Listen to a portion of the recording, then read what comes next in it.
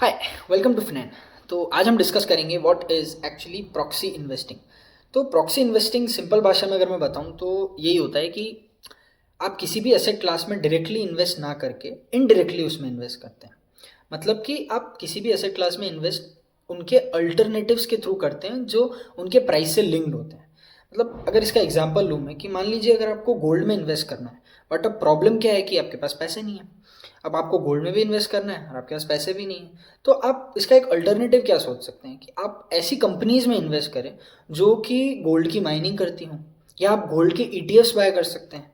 तो इससे क्या होगा, आपको डायरेक्टली नहीं इनडायरेक्टली आपको गोल्ड का फ़ायदा मिल जाएगा। गोल्ड एक और एग्जांपल लेते हैं, जैसे कि अगर आपको फ्लैट में इन्वेस्ट करना है, अगर तो फ्लैट में आप इन्वेस्ट ना करके डायरेक्टली, क्योंकि आपके पास इन्वेस्टमेंट नहीं है, आप किसी और सेक्टर में इन्वेस्ट कर सकते हैं जो कि उसका अल्टरनेटिव हो। जैसे कि सीमेंट सेक्टर हो गया, पेंट सेक्टर हो गया, या स्टील सेक्टर हो गया, या वायर्स एंड केबल से रिलेटेड जो भी सेक्टर्स हैं। तो इन आप कंपनीज में इन्वेस्ट करके आप इनडायरेक्टली उस सेक्टर से फ़ायदा उठा सकते हैं, क्योंकि इन सभी सेक्टर्स का प्राइस, सीमेंट सेक्टर हो गया, पेंट सेक्टर हो गया, इन सभी सेक्टर का प्राइस लिंक्ड होता है इंफ्रास्ट्रक्चर के सेक्टर से।